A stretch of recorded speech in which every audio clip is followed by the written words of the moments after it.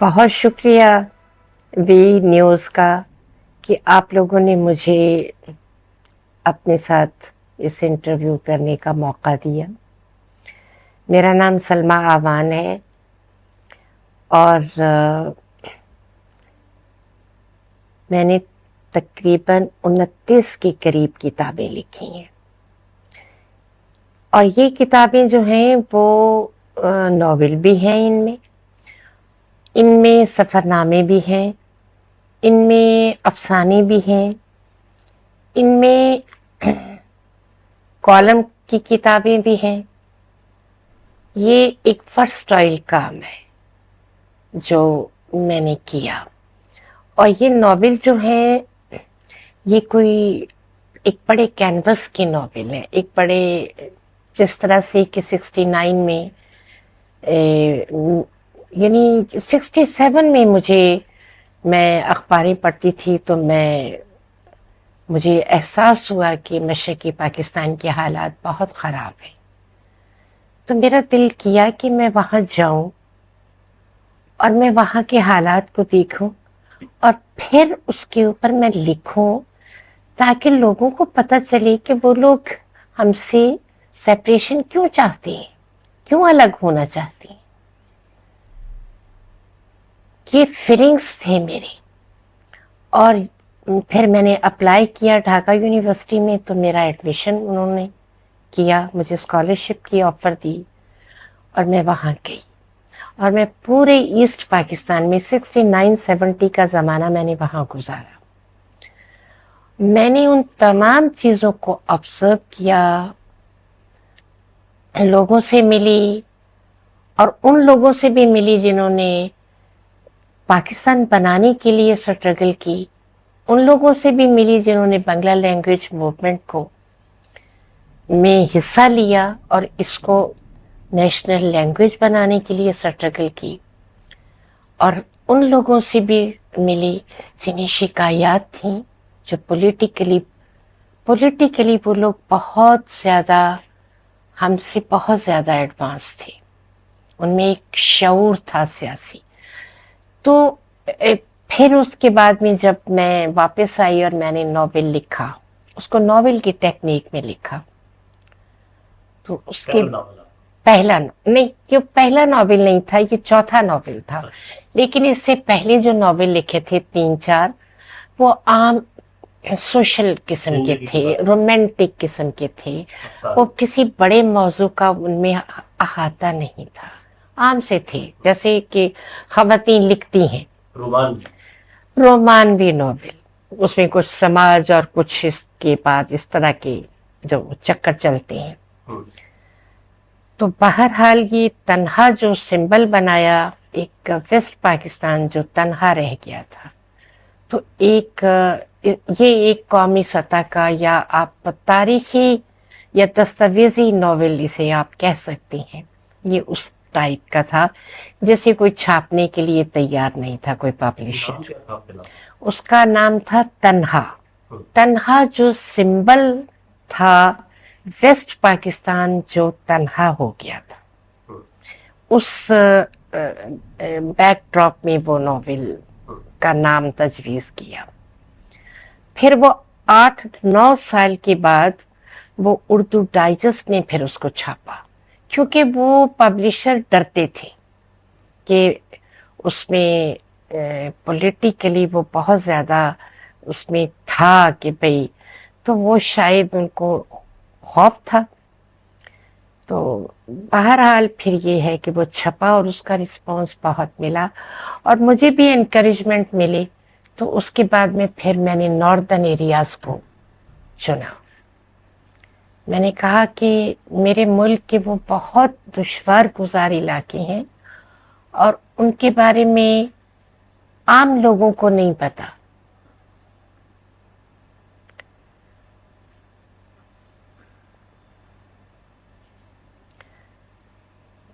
जानते ही नहीं है, क्योंकि एक ऐसी तकरीब में मुझे शिरकत मैंने की जिसमें स्कर्दू के बारे में कोई बात हो रही थी। तो किसी ने महफिल में से कहा, बड़ी पढ़ी लिखी एजुकेटेड औरतें बैठी हुई थी उस तकरीब में। तो उन्होंने, किसी ने कहा कि स्कर्दू, माय गॉड, ये कहाँ है?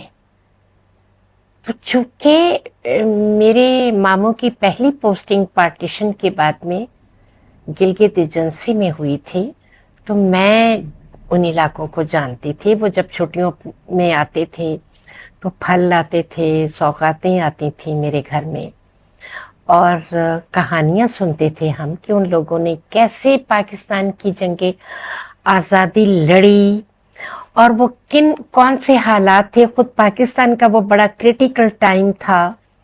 पाकिस्तान के हालात भी ऐसे नहीं थे कि पाकिस्तान सपोर्ट करता। डोगरा फौज जो थी वो मुसल्लत थी। तो उन्होंने सेल्फ स्ट्रगल करके आज़ादी ली और फिर अपनी मर्जी से उन इलाकों को पाकिस्तान में शामिल किया। तो मेरे जहन में आया कि मुझे अपने इन इलाकों में जाना चाहिए और उन पर लिखना चाहिए। तो मैंने ना, फिर मैं अकेली औरत, मैंने अपने शौहर को नहीं बताया, बच्चे छोटे थे, उनको लेकर इस्लामाबाद गई और मैंने अपनी खाला से कहा कि वो मेरे बच्चों को कुछ दिन रखें, मैंने गिलगित जाना है। पहला पड़ाव मेरा चिलास का था और फिर आगे गिलगित और हुंजा, ये पहले टारगेट पर ये था। तो उन्होंने कहा कि अगर तेरे शौहर को पता चले तो ये अच्छी बात नहीं होगी। तो मैंने कहा, तुमने मेरे बच्चों को जब वो फोन पे बात करें, उन वक्तों में तो ये था कि उनके घर में भी नहीं टेलीफोन था, ये 86 की बात है। तो वो साथ वालों के घरों में फोन आता था तो बच्चे जाते थे। तो आपने जाना है और इनको कोई ऐसी बात नहीं कहने देनी। तो खैर वो मान गई, पता था उन्हें मेरी तबीयत का। तो मैं चली गई और पहला पड़ाव मेरा चिलास में होगा। और मैं उस बस में अकेली औरत थी, लोकल, मतलब लोकल लोग थे वहाँ के जो नेटिव्स थे। वो जैसे कि 2 बजे 2:30 बजे बस चली पिंडी से, पिंडी पीर बधाई अड्डा था, नेटको बस सर्विस थी उनकी। तो उसमें, लेकिन जैसे कि अल्लाह की ज़ात साथ होती है, और मैंने कहा नहीं, जाना है और जाए बगैर तो लिख ही नहीं सकती हूँ। तो फिर चिलास से आगे गिलगित गई, गिलगित से आगे हुंजा गई। और हुंजा में जब मैंने अपने बच्चों की खैरियत पूछने के लिए फ़ोन किया तो मेरी खाला ने कहा कि तुम्हारे मियाँ को पता चल गया है, तुम्हारा छोटा बेटा बोल पड़ा फ़ोन कि अम्मी तो गई हुई हैं, गिलगित गई हुई है, तो अब वो उनको लेने के लिए आ रहा है। तो मैं उसी रात हुंजा से चली और मैं पिंडी आई। उस रात में नहीं, बल्कि गिलगित आई पहले, गिलगित से फिर अगले दिन फ्लाइट तो मिलनी नहीं थी, फिर मुझे एक फैमिली मिली, उनके साथ में मैं फिर नेटको बस सर्विस से उसी तरह से। और ये 18 घंटे का गिलगित से, यानी तकरीबन 18-20 घंटे का ये सफ़र था। तो ये एक आशिकी थी मुल्क के इन हिस्सों को देखने की और उन पर लिखने की। तो फिर जब फिर खैर बाहर आकर मियाँ को फ़ोन किया, उनसे माफ़ी शाफ़ी मांगी और फिर मियाँ को थोड़ा मनाया भी। फिर जब निकल जाती, हाँ निकल जाती थी, तो फिर मियाँ ने फिर अभी ये साइड मैंने कवर की। तो फिर मैंने, लेकिन बल्तिस्तान अभी रहता था, स्कर्दू और उसकी वैलीज रहती थी। तो फिर मैंने मियाँ से कहा कि मुझे वहाँ जाना है। तो उसने कहा कि साथी ढूंढो, कोई खातून ढूंढो और जाओ। तो फिर मैंने अब एक दोस्त ढूंढी, तैयार किया। तो फिर मैं स्कर्दू, वो ज़माने बड़े अच्छे थे, उस वक्त में टूरिस्ट बहुत आता था, बाहर का अमन था عورت کو تحفظ تھا، اور یہ علاقے بہت کلچرلی اور مہمان نواز علاقے تھے، محبت کرنے والے لوگ تھے، اور سب سے بڑی چیز ہے آرٹ، کلچر، میوزک۔ پھر میں ان کے گھروں میں رہی، لوکل لوگوں کے، ایک کے بعد آگے کسی نے دوسری وادی میں وہ پہنچا دینا، چلی جانا، اور وہاں آگے گھر ہوتا تھا جہاں پر ان کے ساتھ رہتی تھی۔ تو ایکچولی میں نے اس کلچر کو بہت قریب سے دیکھا، کیسے ان کے رسم و رواج کیسے ہیں، کھانا کیسے ہے، سبھی چیزوں سے۔ یہ آپ کی کتاب ہے؟ پھر میں نے آ کر کتاب لکھی، لیکن میں نے اس وقت بلتستان کی لکھی، یہ میرا بلتستان کے نام سے، اور وہ بھی ناول کی ٹیکنیک تھی، لیکن پورا بلتستان اس پہ، یعنی نہ اس پہ اس کی نمائندگی ہوئی۔ اور سچی سی بات ہے، وہ لوگ 87 میں یہ سنگ میل نے چھاپی تھی، تو وہ لوگ بہت شکر گزار ہوئے کہ آپ نے ہمارے علاقے کو روشناس کروایا۔ یہ پھر نوائے وقت میں بھی سلسلہ وار چھپی اس طرح سے، مطلب۔ پھر اس کے بعد میں گلگت کی کتاب لکھی، گلگت پر لکھا میرا گلگت و ہنزا۔ پھر آگے چترال گئی، چترال کے اوپر لکھا۔ یہ 3 کتابیں ان علاقوں پر میں نے مطلب لکھی۔ آپ کا سب سے پیاری کتاب کون سی لگتی ہے جو آپ نے لکھی؟ رومانوی، سفر پھر نامے؟ یہ ہے کہ پھر سفر نامے شروع ہو گئے باہر کے ملکوں کے بھی، تو ان میں مجھے روس جو میں نے لکھی ہے نا ابھی، اٹلی بھی آپ نے اٹلی کا سفر نامہ بھی لکھا اٹلی ہوا کا ہے، بھی، روس کا بھی۔ اسپین، اٹلی، سیریا، عراق۔ عراق میں ان دنوں گئی تھی جب وہاں امریکنز بیٹھے تھے، چپے چپے پر وہ بیٹھے تھے۔ 2003 میں آپریشن ہوا اور میں 2008 میں گئی تھی، تو اس وقت تک وہ ہر اہم جگہ پر وہ بیٹھے ہوئے تھے۔ تو ایسے وقت میں جب وہاں حالات بڑے خراب تھے، اور پھر وہاں پر یعنی نہ سیفٹی سیکیورٹی کا مسئلہ، لیکن اندر کوئی تحریک تھی جو اڑا کے لے کے گئی کہ دیکھوں وہاں پر کیا ہے، کیسے ہے۔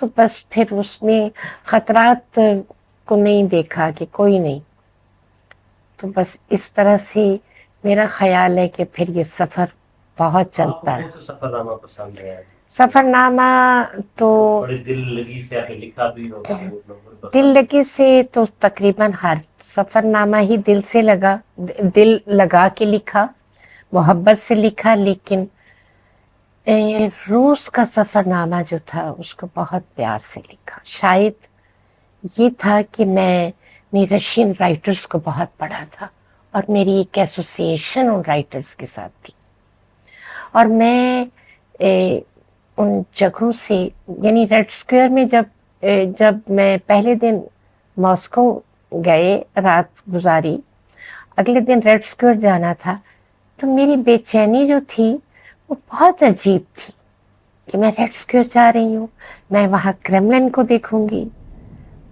تو ان کے پیچھے ایک بڑی تاریخ تھی لمبی، تو وہ تاریخ جو تھی وہ ساتھی تھی۔ تو آپ سفر نامے لکھے اور جو آپ نے افسانے لکھے، ہاں، کون سا افسانہ کنٹروورشل بنا؟ جو کچھ ہے میں نے جو دیکھا ہے کہ بیچ پرچولن ہے، والا۔ بیچ پرچولن جو ہے وہ یہ لکھے تھے 80s میں، 80s میں یہ کتاب چھپی تھی، اور جنگ نے اس کو چھاپا تھا، جنگ پبلشرز، یعنی نا انہوں نے پبلشنگ ہاؤس قائم کیا تھا ان دنوں میں، تو پھر انہیں پسند آئے یہ افسانے، تو انہوں نے اس کو چھاپا تھا۔ تو یہ سوشل افسانے آپ کہہ لیں انہیں، یہ سچے افسانے کہہ لیں، لوگوں کی کہانیاں، ہمارے ارد گرد کی کہانیاں تھیں یہ۔ ایکچولی جو میرا ایک اور بھی بہت سالڈ کام ہے، اور وہ ہے जो मैंने जैसे मैं रशिया में गई, मॉस्को में मुझे एक रशियन जर्नलिस्ट मिली जो किसी पाकिस्तानी की बीवी थी, और वो पाकिस्तानी लकीली मुझे जहाज में मिला था। तो जब उसने तारुफ हुआ तो उसने बताया कि मेरी वाइफ जो है वो मॉस्को न्यूज़ में जर्नलिस्ट है। तो मैंने कहा कि तुमने मेरी हेल्प करनी है, तुमने मुझे उससे मिलाना है ताकि मैं उससे जान सकूं। तो वो इतनी प्यारी लड़की निकली कि जब वो 2 दिनों के बाद में वो हमें फिर लेने के लिए हमारे होटल आए, उनका मियाँ आ गया था, फिर हम उनके घर गए। तो वो बहुत ही नफीस लड़की थी, और उसने तो सच, वो साइबेरिया से थी, उसकी वो ताल्लुक था। तो उसने तो सारे रेवोल्यूशन जब आया, जब लेनिन पावर में आया, उसका बाप बड़ा कट्टर किस्म का वर्कर था, और उसने फिर सारी कहानियां सुनाई, और मुझे टीवी के ऊपर फिर उसने वो चलाई, उसके पास सीडीज थी, और मुझे सारा जब जब वो भी वक्त जब उसकी भी कहानियां सुनाई, जब रेवोल्यूशन आया, और उसकी कहानियों की मैंने सीडीज देखी, जब कोलैप्स हुआ रशिया, सोवियत से रशिया बना, रशियन फेडरेशन बनी, सोवियत टूटा। वो सीन भी देखे कि लोग भंगड़े डाल रहे हैं रेड स्क्वायर में, खुश हो रहे हैं कि सोवियत टूटा है, और अब ये हम जो रियासतें हैं ये अलग हुई हैं और हमें अब रिलीफ मिलेगा। ये ऐसे ही फजूल में रशिया ने सोवियत बना हुआ था, तो इनका क्या ज़रूरत थी इनके साथ में अब जोड़ने की, हमारे तो अपने मसले कम नहीं है। तो वो वक्त भी फिर मैंने वो चीज़ें भी देखी। तो एक कहानी भी वहाँ पर उसने सुनाई, और वो कहानी ये थी कि रशिया की एक जर्नलिस्ट थी, और उसने जब चचनिया पर रशियन फौजियों ने उस पर फौजकशी की, तो उसने बहुत इतराज़ किया, और उसने पे दर पे कॉलम लिखे। उसको धमकी दी गई 1 बार, 2 बार, 3 बार, और फिर चौथी बार प्यूटन ने उसको 2004 में दिन दहाड़े मरवाया।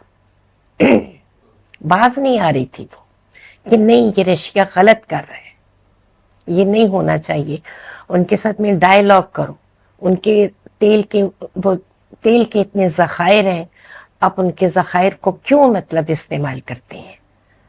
तो ये सच और हक की आवाज़ थी जिसे दबाया गया, ख़त्म किया गया, और ये ऐसे बहुत सारे केसेस थे।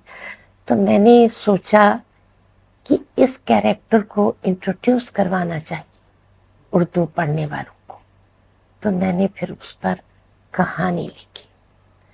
इसी तरह से मैं श्रीलंका गई, तो कैंडी में मैं एक सुनार की दुकान, तो वहाँ मुझे वॉशरूम जाने की ज़रूरत आई, तो किसी ने कहा कि ये इस शॉप में वॉशरूम है। तो मैं अंदर चली गई, तो वो फैमिली, मैंने उनसे कहा कि रिक्वेस्ट की, तो पता चला कि वो मुसलमान फैमिली थी, और उनका ताल्लुक जैफना से था। जैफना जो है वो श्रीलंका की नॉर्थ का एक बहुत खूबसूरत इलाका है। उसकी जो सरहदें हैं, वो उसकी जो बाउंड्रीज हैं, वो इंडिया के साउथ के साथ मिलती हैं, और वहाँ मुसलमान बहुत ज़्यादा तादाद में भी हैं, और वो माशाल्लाह से बड़े इन्फ्लुएंशियल भी हैं। तो तमिल टाइगर्स की जब वो मूवमेंट थी जो सेपरेशन करवाना चाहती थी, जो यानी ना, तो वो बहुत ज़्यादा पावर में थी उस वक्त। तो उन्होंने जैफना के मुसलमानों को विद इन 1 आवर के नोटिस के ऊपर वहां से निकाल दिया था। और वो बेचारे, कोई कैंडी आया, कोई अनुराधापुर आया, कोई यहाँ पर इसका जो कैपिटल सिटी है, अब देखो अब बुढ़ापा है और नाम जरा भूल रही हूँ, कोलंबो, कोलंबो में आई। इस तरह से वो बिखर गई लोग। तो वो जो फैमिली थी उसने कहा कि हमारे साथ तो ये हुआ, हमारा तो जैफना में शिपिंग का बहुत बड़ा कारोबार था, तो ये ट्रेजेडी हुई तो हम यहाँ पर शिफ्ट हुए हैं। अभी अभी जाओ जरा, आवाज तो नहीं आई। वो तो हमारा तो जैफना में बहुत बड़ा काम था। तो ये कहानी बड़ी असर अंगेज थी। तो फिर वो लिखी। इसी तरह से सीरिया में कहानी मिली, फलस्तीन की लड़की मिली उमैया मस्जिद में। इसी तरह से इराक की एक कहानी थी। तो ये सब कहानियां जो थी मैंने फिर इनके ऊपर लिखा, और ये कहानियां दुनिया की के नाम से छपी, और इसकी ट्रांसलेशन भी अंग्रेजी में करवाई। अच्छा, उस जमाने में बानो कुदसिया, इशफाक अहमद के नावल भी होते थे। हाँ, आपकी कितनी मुलाकातें रही उनके साथ? बहुत मोहब्बत करती थी बानो आपा मुझसे, और अशफाक साहब भी। तन्हा जब मशरकी पाकिस्तान का नॉवेल छपा था तो मैं खुद देकर आई थी उन्हें, और उन्होंने उस पर बहुत लिखा भी। दोनों मियाँ बीवी ने लिखा, पढ़ा भी, लिखा भी। बल्तिस्तान की किताब जब छपी तो वो भी देकर आई। और सच्ची सी बात है कि उनकी बहू ने कहा कि आपकी इस किताब को पढ़कर हम स्कर्दू गए थे और हमने बहुत एंजॉय किया। तो सच्ची सी बात है कि यानी ना पाकिस्तान का इलाके थे, पाकिस्तान की ये सारी किताबें उससे रिलेट कर रही थी, तो लोगों ने इनको पढ़ा और पढ़कर सच्ची सी बात है रिस्पांस भी दिया। कितनी आपके किताबों से कितने ड्रामे बने अभी तक? कोई ड्रामा नहीं बना, क्योंकि वो ड्रामे बनने वाले ही नहीं थे। बल्कि मशरकी पाकिस्तान पर चाहता था, तारिक जमील जो थे प्रोड्यूसर थे, उन्होंने एक दफ़ा मुझसे कहा था, तो मैंने कहा कि बहुत मुश्किल होगा आपके लिए बनाना इसको, क्योंकि जो फैक्ट्स हैं आप उसको नहीं कर सकेंगे। जाहिर है उसमें कोई भी ब्यूरोक्रेसी आती थी, उसमें आर्मी आई, उसमें उर्दू स्पीकिंग लोग आए, उसमें इम्पार्शियल होकर मैंने हर एक के ऊपर क्रिटिकली लिखा था। और ख़ुद बंगालियों का जो था, जहाँ जहाँ उनकी उनकी था, उनको भी क्रिटिसाइज़ किया। तो वो टेक्निक बिलाशुबा वो नॉवेल की थी, लेकिन फैक्ट्स और फिगर्स उसके साथ थी। आपका नावल जो है बीच बचोलन, ये क्या नावल था? ये नॉवेल नहीं है, ये अफसाने है। तो इसका एक कैरेक्टर है बीच बचोलन। वो एक लड़की होती है जो बड़ी कम्प्लेक्स्ड किस्म के, यानी ना एक बड़े गरीब घर की लड़की होती है, जो अब प्रिटेंड करती है, मतलब कुछ इस तरह की दोस्तियां करवाती है, कुछ इस तरह का कैरेक्टर था वो मेरे बीच बचोलन का। तो वो उसी के नाम पर वो फिर कहानी जो थी, वो किताब जो थी, उसी का नाम पे रखी गई थी। आपको लिखना कब से शुरू किया आपने, उर्दू अदब में आना पसंद? मैंने, सच्ची सी बात है कि मैं, आप कह लीजिएगा कि मैं कहानियाँ बहुत पढ़ती थी। बहुत छोटी होते हुए मैंने कहानियाँ पढ़नी शुरू कर दी थी। और मेरे घर में, मेरे घर का जो माहौल था वो बड़ा थोड़ा सा अदबी नहीं मैं कहूँगी, अदबी नहीं मैं कहूँगी, मैं ये कहूँगी कि वो इल्मी माहौल था। पढ़े लिखे लोग थे, अदब से रिलेशनशिप नहीं थी उनकी कोई, तो पढ़ते थे कहानियाँ। वो मेरी जो पार्टीशन के बाद में सारी फैमिली, फुफ्फियाँ, चचियाँ, सब एक एक घर में सब आ गए थे। तो वो औरतें जो थी ना, ये अपनी शौहरों के साथ में झांसी, कानपुर, लखनऊ वगैरह, उनकी पोस्टिंगें वहाँ थी, वहाँ रही थी। तो वो फिर ये करती थी कि वो ظاہرہ رسالے پڑھتی تھی بہت، تو وہ انہوں نے نا یہاں پر اس وقت، یہ 50s کا زمانہ تھا، 55-6 کا زمانہ، بلکہ 7 کا، تو وہ ان دنوں میں 4 رسالے ہمارے گھر میں آتے تھے۔ حور تھا، زیب النساء تھا، عفت تھا، ایک بطول تھا، یہ آتے تھے۔ تو وہ گرمیوں کی دوپہروں میں نا وہ بیٹھ جات ایک کمرے میں بڑے میں بیٹھتی تھی، اور ساری ایک سرکل میں یا چارپائیوں پر بیٹھ کرنا، تو ایک کہانی پڑھتی تھی میری سب سے چھوٹی خالہ، وہ افسانہ پڑھتی تھی لوگوں کے ساتھ میں، جھانسی، کانپور، لکھنؤ وغیرہ ان کی پوسٹنگیں وہاں تھی، وہاں رہی تھیں۔ تو وہ پھر یہ کرتی تھیں کہ وہ ظاہرہ رسالے پڑھتی تھی بہت، تو وہ انہوں نے نا یہاں پر اس وقت، یہ 50s کا زمانہ تھا، 55-6 کا زمانہ، بلکہ 7 کا، تو وہ ان دنوں میں 4 رسالے ہمارے گھر میں آتے تھے۔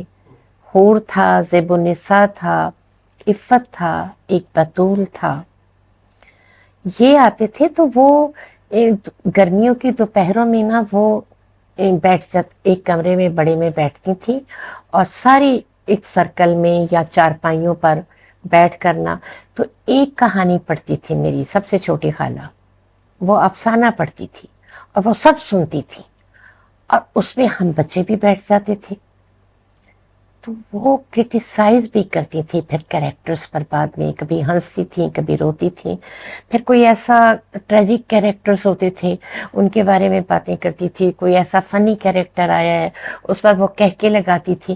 تو یہ ساری چیزیں میری بچپن کا ایک حصہ تھی، اور خود میں وہ جو پیسہ کرائے کے اوپر کہانیاں ہیں وہ لاتی تھی، اور وہ ایک پیسہ جو سودا لینے جاتی تھی، جیسے اماں نے دہی لینے کے لیے بھیجا ہے تو ایک پیسہ اس میں سے ہیرا پھیری کرتی تھی کہ وہ کرایہ دیتی تھی اس کا۔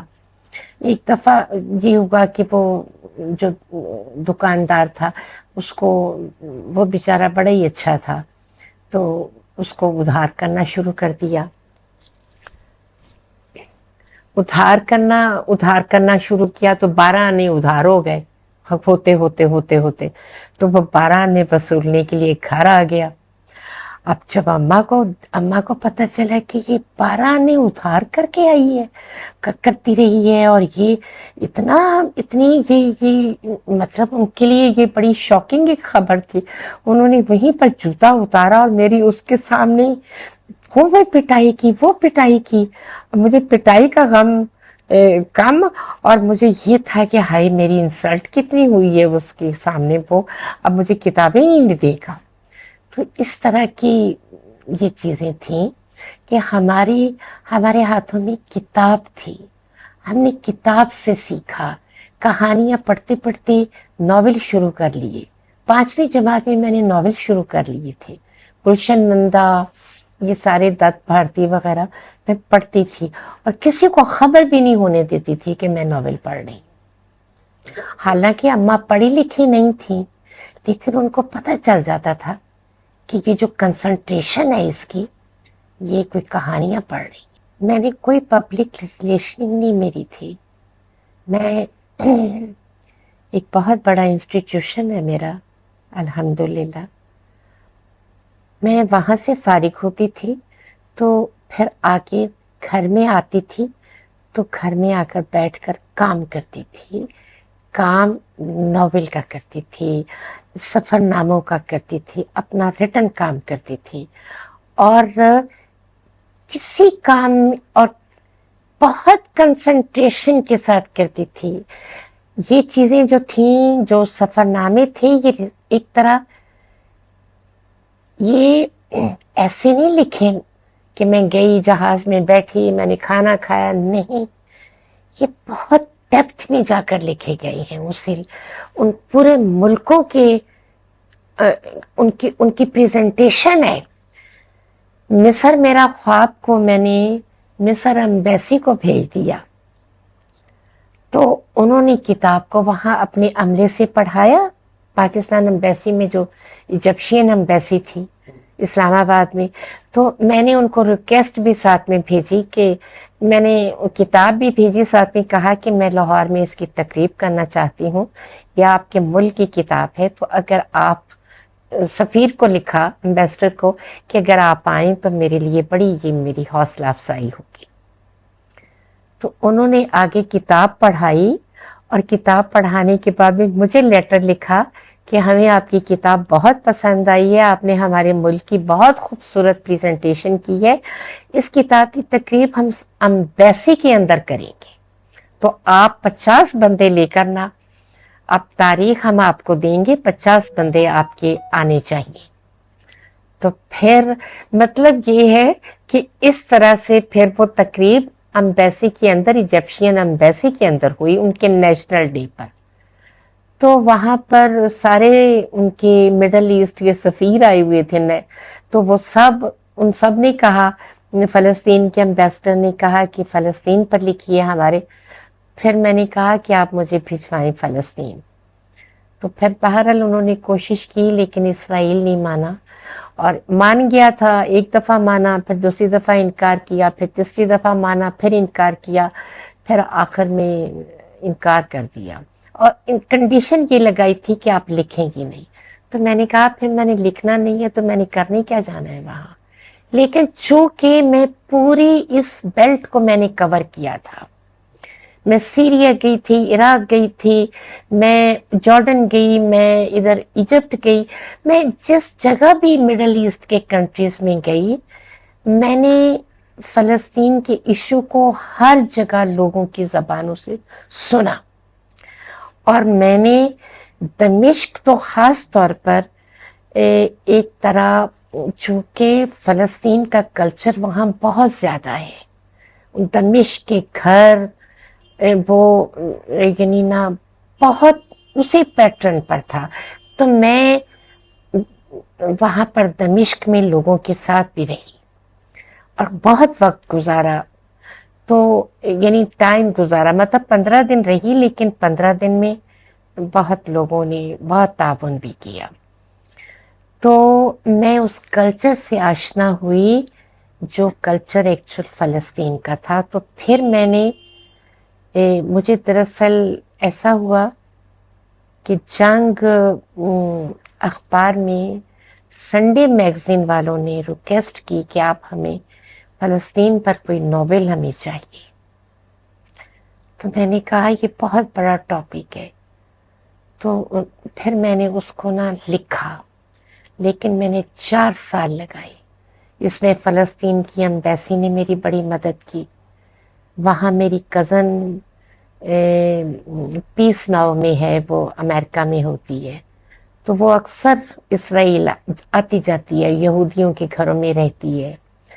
پھر اس نے مجھے یروشلم کی گلی گلی کی ویڈیوز بنا بنا کے مجھے بھیجی. تو میرے لیے پھر چیزوں کو اس بیک گراؤنڈ میں سمجھنا آسان بھی ہوا. کتابیں بھی بہت فلسطین کی ایمبیسی نے دیں، میں نے پڑھا بھی بہت. 4 سال میں نے اس ناول کو لکھنے میں لگائی. تو بہرحال یہ ساری کون کون سا ایوارڈ میں نے آپ کو بتایا نا، میں نے پبلک ریلیشننگ کی نہیں، ایوارڈ ملا ہی نہیں.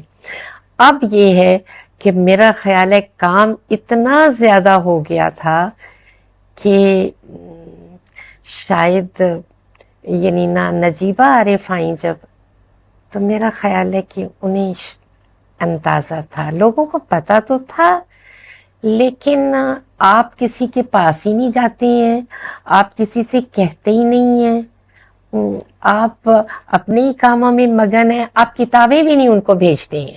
مزے کی بات ہے کہ بڑے لوگوں کو کتاب بھی نہیں، تو پھر آپ تو ظاہر ہے کہ پیچھے ہی رہے نا.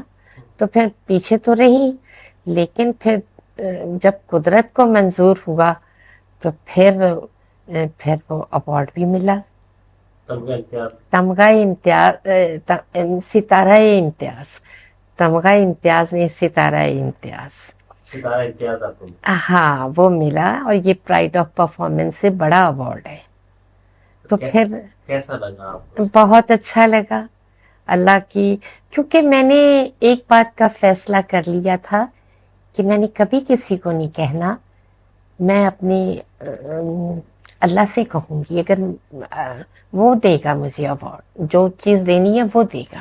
شاید میرا اپنے اللہ کی ذات کے ساتھ میں بہت تعلق ہے، تعلق تو خیر ہر بندے کا ہی ہوتا ہے۔ اس کے بعد آپ کا کام سمجھ آیا، آپ کا اتنی کتابیں نئی لوگ جو پڑھتے تھے وہ تھوڑا کرتے بھی تھے اعتراف، لیکن جو اوپر کے لوگ ہیں نا وہ اب ڈنڈیاں بھی تو مارتے ہیں نا، اب ظاہر ہے کہ انہیں تو خود oblige کرنا ہوتا تھا، میرٹ کہاں تھا، میرٹ تو تھا ہی نہیں۔ تو یعنی نہ ایک دو دفعہ کیس کیا میرا، یوسف خشک جب تھے چیئرمین تو انہوں نے بھیجا تھا لیکن نہیں ہوا، یعنی وہ لاسٹ ڈیز تھے جب انہوں نے مجھ سے یعنی نہ میری پروفائل منگوائی۔ تو پھر یہ ایسا ہوتا ہے، آپ کے تعلقات زیادہ نہ ہوں، آپ زیادہ سوشل نہ بنی ہوں، تو پھر یہ تو ہوتا ہے۔ اچھا، آخری سوال آپ سے کہ آپ جو دور ہے، آپ نے اخبار کے زمانے سے آپ نے کتابیں لکھی اور آپ ڈیجیٹل دور ہے، اب آپ کیسے اب آپ سے کتاب لکھی جا سکتی ہے یا اب چھوڑ دیا آپ نے لکھنا؟ نہیں، میں نے تو ابھی چائنا کا ٹریولوگ آیا ہے 2 سال پہلے، تو یعنی نا، اور وہ یعنی نا دراصل مجھے عام لوگ پڑھتے ہیں، میری ریڈرشپ بہت ہے، اور خاص طور پر سفر ناموں کی، کہ لوگ شوقین ہیں دنیا دیکھنے کے، جا نہیں سکتے ہیں تو کتاب پڑھ کر ان کی سیٹسفیکشن کر لیتے ہیں۔ تو یہ ایک بہت بڑا میرے لیے، کیونکہ تو اب یہ ہے کہ اب ڈیجیٹل دور آ گیا ہے، میں نے اپنی ساری کتابیں نیٹ پر ڈال دی ہیں۔ ریختہ جو ہے نا انڈیا کی، اس نے میرے سفر نامے لیے مجھ سے اور اس نے چڑھائے ان سب کو۔ ریختہ پر بہت ساری 10-12 کتابیں ہیں ریختہ پر، اور اب تو مجھے پتہ ہی نہیں ہے کہ کس نے کہاں چھاپی ہوئی ہیں کتابیں۔ تو ایسی بات نہیں، لوگ چھاپتے ہیں، لوگ پڑھتے بھی ہیں۔ یہ اور بات ہے کہ ایوارڈ نہیں ملے، لیکن لوگوں نے اس میرے ایوارڈ کے اوپر جو خوشی کے اظہار کیے ہیں وہ بتاتے ہیں کہ وہ کتنا پیار کرتے ہیں، اور کتنی محبت کی انہوں نے، اور کتنا سراہا، اور کتنا یہ پسند کیا کہ یہ ایوارڈ میرٹ پر گیا ہے۔ اور نجیبہ کو، خالد شریف صاحب جو ماورا کی ہیں، سب سے پہلے میسج انہوں نے نجیبہ کو لکھا کہ نجیبہ چیئرمین ہے آج کل، کہ بھئی آپ نے یہ بہت اچھا کام کیا۔ تو یہ چیز ہے کہ لوگ بھی تو چاہتے ہیں نا کہ فیصلے میرٹ پر ہوں۔ اب کتاب لکھنا اور اب ویڈیو کا زمانہ، ہاں اب بات ویڈیو کے ذریعے ہوتی ہے، پہلے آپ لکھ کر بات کرتے ہیں، ہاں، اس پر آپ کیا کہیں گی؟ آپ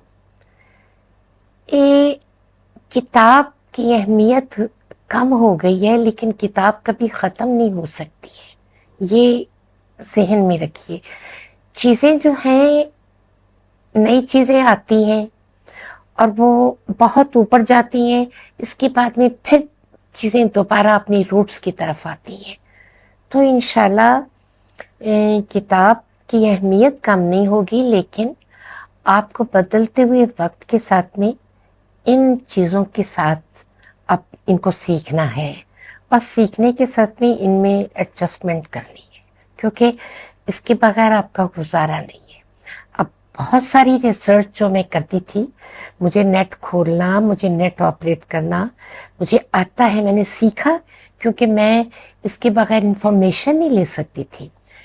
ظاہر ہے کہ میں نوٹنگ کرتی تھی سفر ناموں پہ، جب بھی سفر پہ گئی ہوں میرے ساتھ میری ڈائری ہوتی تھی، میں نوٹنگ کرتی تھی، کتابیں لاتی تھی وہاں سے خرید کے، لیکن اس کے علاوہ بھی آپ کو کچھ انفارمیشنز لینی ہوتی ہیں، اور وہ آپ نیٹ سے لیتے تھے۔ تو یہ چیزیں بہت اب آپ کی زندگی کے لیے بڑی اہم ہیں، ضروری ہیں۔ اچھا آپ کو میسج نئی نسل کے لیے آپ دینا چاہتے نئی نسل کے لیے یہ ہے کہ کتاب سے ناتا نہیں ٹوٹنا چاہیے، کتاب ضرور پڑھیں. اور اب بچے جیسے کہ کتاب جو ہیں وہ نیٹ سے پڑھتے ہیں.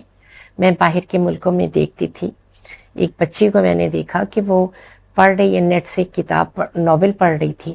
تو میں نے پوچھا تو اس نے مجھے بتایا کہ میں آرٹسٹ ہوں اور یہ ناول میں نے اس کا ٹائٹل بنانا ہے، تو میں اس کو پڑھ رہی ہوں. اور میں پڑھنے کے بعد پورا ناول پڑھنے کے بعد میں ٹائٹل بناؤں گی، کیونکہ میں ایسے نہیں کبھی ٹائٹل بناتی. تو یہ مطلب یہ ایک پروفیشنلزم کی ایک یعنی نا بہت ایک خوبصورت مثال ہے.